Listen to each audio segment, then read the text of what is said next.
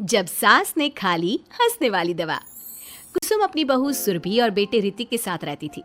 कुसुम के पति सुरेश काम के सिलसिले में अक्सर शहर से बाहर ही रहते थे।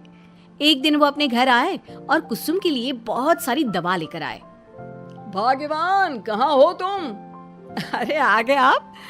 इस बार बहुत दिनों में आए, और मैंने आपको जो घुटनों के दर्द की दवाई लाने के लिए कहा था वो तो लाए हैं ना आप? हाँ हाँ, तुमने जो भी कहा था वो सारी चीजें ले आया हूँ। बस अब एक गिलास पानी तो पिला दो। सुरभि, एक गिलास पानी तो लाना। सुरभि जल्दी से पानी लेकर आती है। सुरेश सुरभि के सर पर हाथ रखता है और उसका हालचाल पूछता है। बहू, ये तुम्हारी सास के लिए मैं कुछ दवाई लाया था, तुम देख लो ये दवा। तुम्हारी सास तो है बुलक्कड़, किसी और दवाई की जगह कोई और दवाई खा लेगी तो लेने के देने पड़ जाएंगे। सुरेश एक एक करके सुरभि को दवाई बताने लगा। देखो, ये घुटने के दर्द की दवा है, यह घुटनों के दर्द के लिए मालिश का तेल है, रोज रात को मालिश करनी है इससे। ये बीपी की दवा और ये कमर दर्द की। एक दवाई की शीशी हाथ में लेकर कहते हैं। लेकिन ये दवाई किस चीज की है? लगता है मेडिकल वाले ने गलती से दे दिया। सुरेश कुछ दिन अपने घर वालों के साथ रहता है और फिर शहर से बाहर चला जाता है। सुरभि रोज अपनी सास को दवाई दे देती है, लेकिन एक दिन वो घर के काम में बहुत व्यस्त होती है और अपनी सास को दवाई देना भूल जाती है। लगता है सुरभि को आज बहुत ज्यादा काम है। चलो कोई बात नहीं, मैं खुद ही दवा ले लेती हूँ। अरे वाह, ये दवाई तो बहुत स्वादिष्ट है, थोड़ी सी और पी लेती हूँ। इस तरह कुसुम थोड़ी थोड़ी करके हंसने वाली दवाई की पूरी बोतल ही पी लेती है। माँ जी, आज मेरे मायके वाले आ रहे हैं, भैया का फोन आया था। क्या कहा, मायके वाले? अरे तो तू यहाँ क्यों खड़ी है? खाने में कुछ अच्छा सा बना ले। माँ जी, आप इतना हंस क्यों रही हो?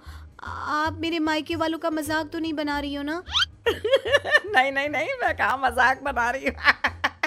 मैं तो बस बता रही हूँ। माँ जी, आप झूठ भी बोलती हैं, आप अभी तो हंस रही थी। कुसुम हंसती ही रहती है।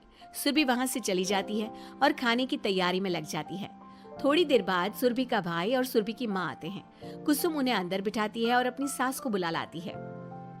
समधन जी, कैसी हैं आप? मैं तो ठीक हूँ। आप बताइए, आप कैसे? आंटी जी, आप इतना हंस क्यों रही हो? मैं कहाँ हंस रही हूँ बेटा। जब कुसुम लगातार हंसी जा रही थी तो उन्हें इंसल्ट फील हुई और वे वहां से जाने लगे।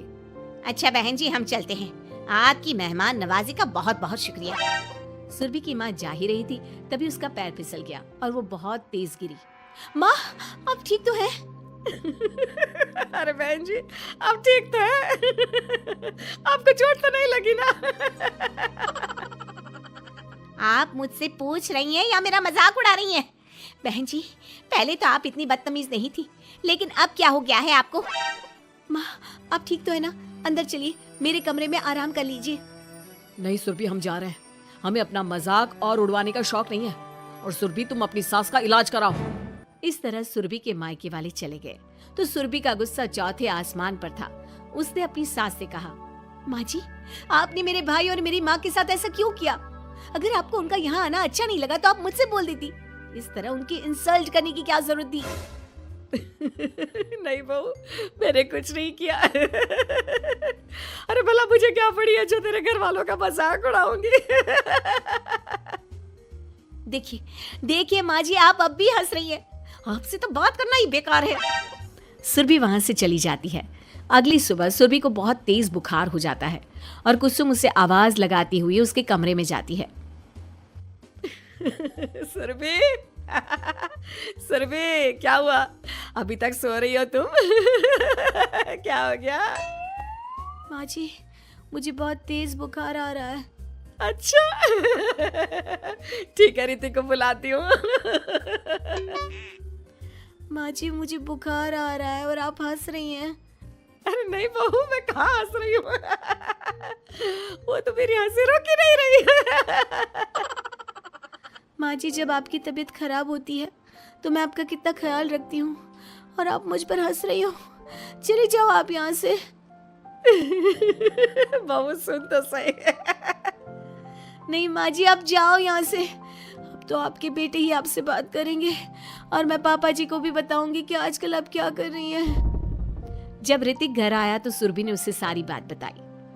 मुझे तुम्हारी बात पर विश्वास नहीं हो रहा। माँ तो तुमसे बहुत प्यार करती है, फिर वो तुम्हारा और तुम्हारे घर वालों का मजाक क्यों उड़ाएंगी? खैर अभी छोड़ो इस बात को, अभी तो तुम मेरे साथ चलो, तुम्हारी दवाई ले आते हैं। कुछ दिन में सुरभि ठीक हो गई।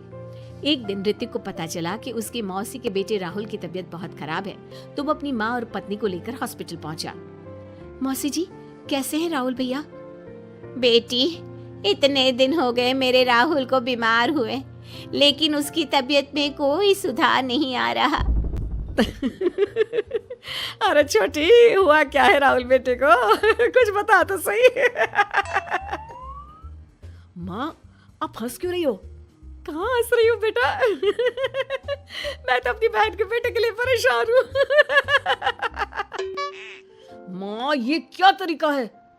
रहने दे बेटा, ये तो मैंने सुना था कि मुसीबत में साया भी साथ छोड़कर चला जाता है। आज मैंने देख भी लिया। अरे नहीं बहन, मैंने ऋतिक और राहुल में ना कभी कोई फर्क नहीं किया। फर्क तो दिख रहा है कुसुम दीदी। अगर आपकी बेटी की तबीयत खराब होती तो आप ऐसे हंसती क्या? ऋतिक बेटा, ले जा अपनी माँ को यहाँ से। ऋतिक बहुत गुस्से में अपनी माँ से बात करने लगा, लेकिन कुसुम तो सिर्फ हंसे ही जा रही थी। ऋतिक ने अपने पापा को फोन करके बुलाया और उन्हें सारी बात बता दी। बेटा, तेरी माँ तो अपने घर वालों से बहुत प्यार करती है और वो बहुत समझदार है। वो ऐसी हरकत कभी नहीं कर सकती। जरूर कोई ना कोई बात है। कल मैं उसे डॉक्टर के पास ले जाऊंगा। शाम को खाना खाने के बाद सुरभि कुसुम को दवाई देने के लिए गई तो उसने देखा कि दवाई की वो बोतल तो बिल्कुल खाली थी जो सुरेश गलती से ले आया था। सुरभि ने वो बोतल सबको दिखाई। अरे, ये दवाई तो गलती से आ गई थी और मुझे तो पता भी नहीं कि ये किस मर्ज की दवाई है। कुसुम, क्या तुमने ये दवाई पी थी? हाँ जी, एक दिन जब बहू काम में लगी थी ना, तो मैंने ये दवाई पी कर देखी थी। मुझे दवाई बहुत स्वादिष्ट लगी तो मैंने सारी पी ली। माँ, आपको दवाई स्वादिष्ट लगी? अरे आप भी बच्चों जैसी बात करती हो। ऐसे कोई भी दवाई नहीं पीनी चाहिए, इससे कोई बड़ा नुकसान भी हो सकता है। मैं अभी डॉक्टर से पूछ कर आता हूँ। ऋतिक डॉक्टर के पास गया और कुछ देर में वापस घर आकर सबको बताया। माँ ने जो ये दवाई खाई है ना, ये हंसने वाली दवाई है और माँ ने एक साथ बहुत मात्रा में दवाई खाई है, तो इसका असर थोड़े समय तक तो रहेगा। उसके बाद माँ बिल्कुल ठीक हो जाएगी। अच्छा हुआ जो तू डॉक्टर से पूछ कर आया, नहीं तो हंसते हंसते मेरा पेट ही दुख गया है। तुम जब तक पूरी तरह ठीक नहीं हो जाती घर पर ही रहना, और घर पर कोई मेहमान आए तो उससे बात मत करना। आप ठीक कह रहे हो, मैं ऐसा ही करूंगी। अब मैं बिल्कुल हंसूंगी। कुसुम की बात सुनकर सभी हंस पड़े।